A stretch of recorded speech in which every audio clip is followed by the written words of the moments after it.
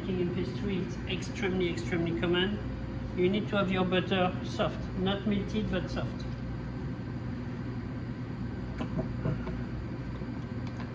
So the butter, I think I did 30-35 seconds in the microwave. Shit. What's the cup?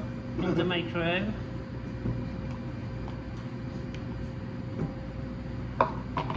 Alors, at first, yesterday you scaled regular sugar. I just asked you to change for powder sugar. Why? Because I want to? Yeah. It's in the recipe. The whole of shape. Oh. So, why? What is the difference between the regular sugar and the powder sugar? Powder sugar. Yep. It's just the size of the granulometry, you know. The crystal of powder sugar are way thinner than the regular sugar. So why it's matter? Easier to mix. No. You are close when you say easier to mix. The sugar gonna melt, gonna be dissolved with the fat and the rest of the recipe faster. So the regular sugar is gonna take for a while. This is why we switch for powder sugar. Powder sugar is a little bit more expensive than the regular sugar.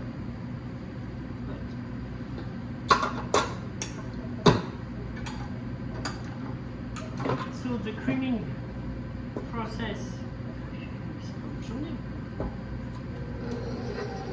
First you start slow speed, at speed 1 or 2.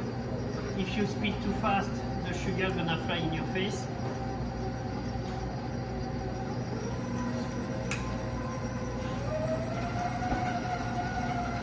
So stupid.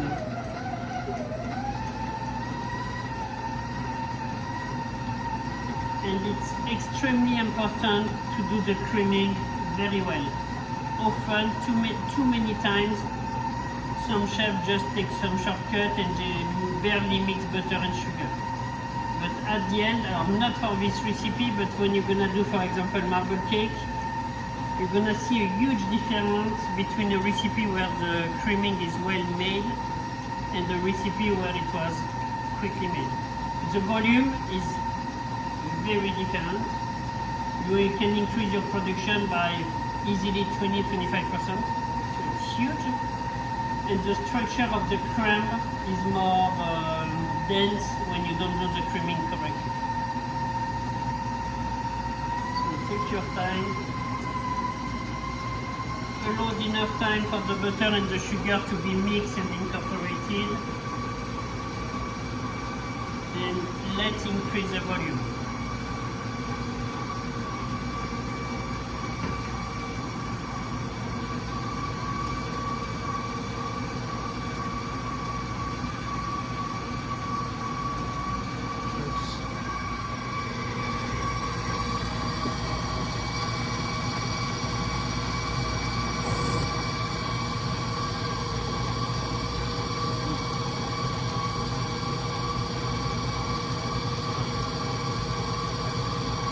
Editing of your video? What? You do the editing of your video? Not yet. You should. It's gonna be extremely boring. Huh? Yeah. You're gonna do this for 10 minutes? So... Let me stop it then. Alors, you have little bit of salt, you have 1 pinch of salt or 2 pinch of salt. The salt, it doesn't matter. You can add it at the beginning with the butter, the sugar. You can add it now. You can add it at the end. I would say nobody cares. You just put this.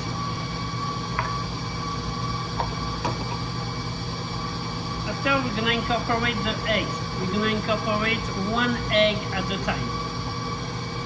Alors, the purpose of this is to be able to create a stable emulsification. Keep in mind the eggs are basically like water, more or less. Okay, the butter is fat. Usually we cannot mix fat, oil and water. Okay, but this is what we're gonna do anyway. For example, in cuisine you have two examples of stable, one of stable and one unstable emulsification. The unstable emulsification is a vinaigrette. When you mix oil and vinegar, you can mix as much as you want, it's always going to be separate. And the example of the stable emulsification, it's a mayonnaise. A mayonnaise, it's a stable emulsification. In pastry, we play a lot with the stable emulsification because we play a lot with the temperature. We are able to do some stable emulsification that normally we are not supposed to. For example, a ganache. A ganache is chocolate and cream. Same thing, fat and water. And we are able to do it perfectly stable. But it's easy to mess up a ganache. It's just a question of temperature. Okay? So, one egg at a time.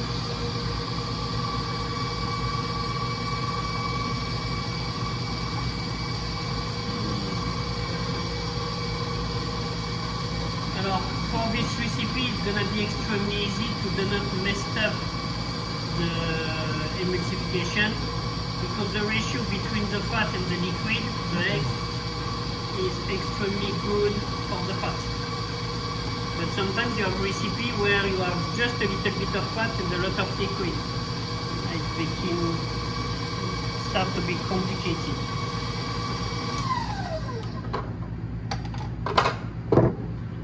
You see, for example, when it's like that, it's a little bit separate, it's not stable.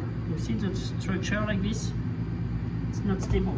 So I just scrape this, and I know I have so much fat content here.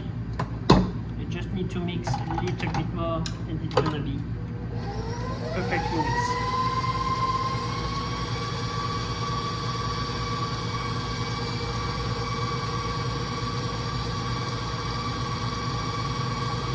You look so serious, Gabriel.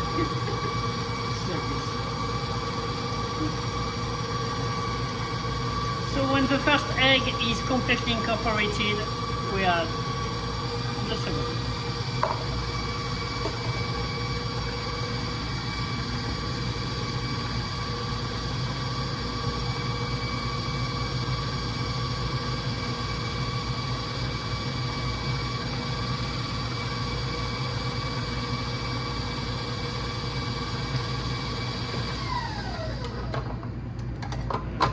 Things you see separate. You see you have some particle of liquid between the particle of fat. Looks like scrambled eggs. Yeah.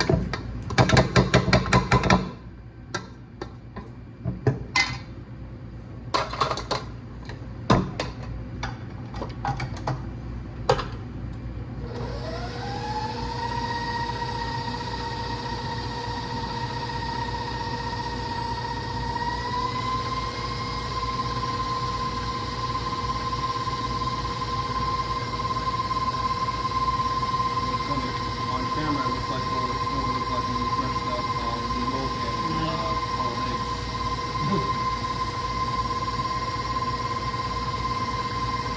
What kind of phone is it? It's an Apple? Ah, it's a Samsung, yeah. T-Mobile. Be quiet. Come back to this, you see. Who else have a Samsung?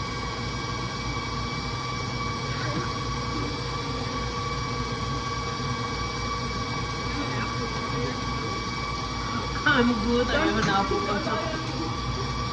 Wow.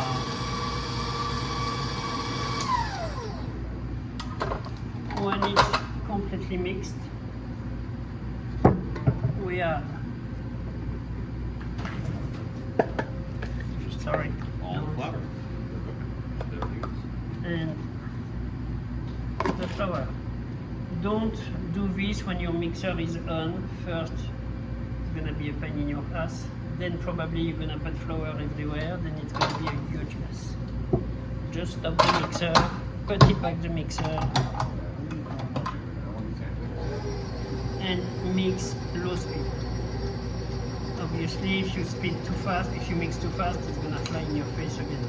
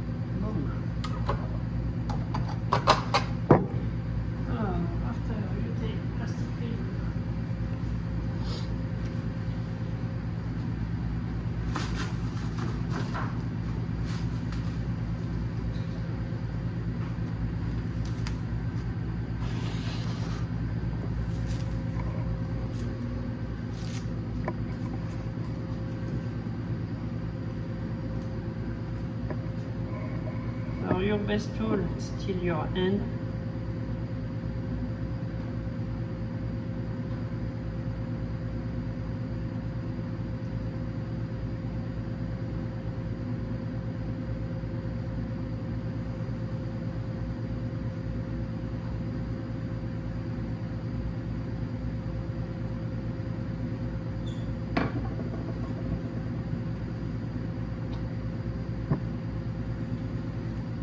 Very important, as soon as the flour was incorporated with the fat, I stopped the mixer.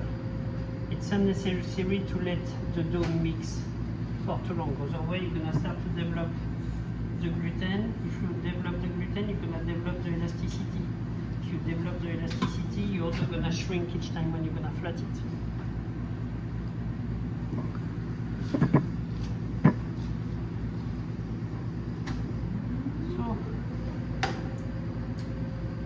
You want this clean, because one day you're gonna have your business, or one day you're gonna be in charge of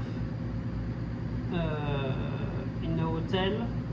Each time if you do a recipe you don't clean your mixer correctly, believe me or not, at the end of the year it's gonna be, I would say, a big new truck, or maybe several big new trucks based on the size of the company. So you really need to pay attention to the rest.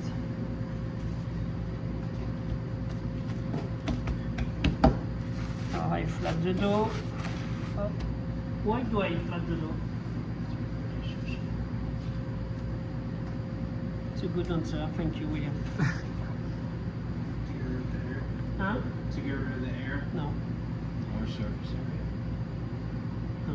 More what, you say? Surface area. To trap Mm. gases. No. To cool it. To cool it. To cool? To cool it. To cool it, yes, to cool to cool your dough quickly. What else?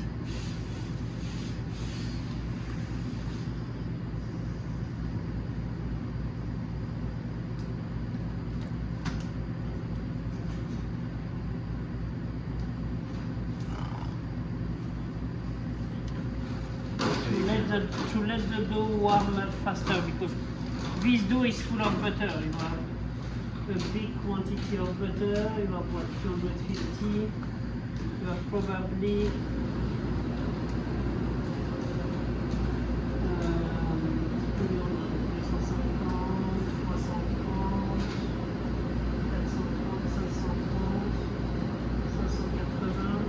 yeah, you have almost 25% of butter in the recipe.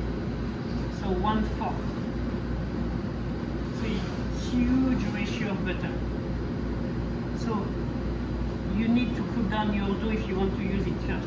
Okay? So this is why we flat it like this. So that the butter is gonna cool down quickly and you will be able to use it. But the opposite is true. If you want to use it, you cannot use it if your dough is too cold. It's gonna be rock solid and crumbly. So if you put it flat like this, it's gonna be easier for you to warm up the dough to be able to use it. Third reason, you're gonna see for some period of the year you need to have a big mise en place of everything. For example, for Christmas you don't have time to mix your sweet dough, your pie dough, your whatever. you plastic wrap like this, you freeze it flat, usually the size of the sheet pan, and you can stack them. When it's like a ball or it's not flat, how do you expect to stack them? Everything's gonna fall in back. Okay? This is why we do this. Okay? Do you have any questions? Let's do it. Ah, before! You see the young people just back.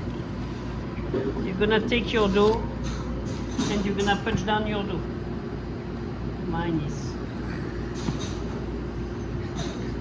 Now, punch down your dough, what does it mean? It's just what you have already did. Okay?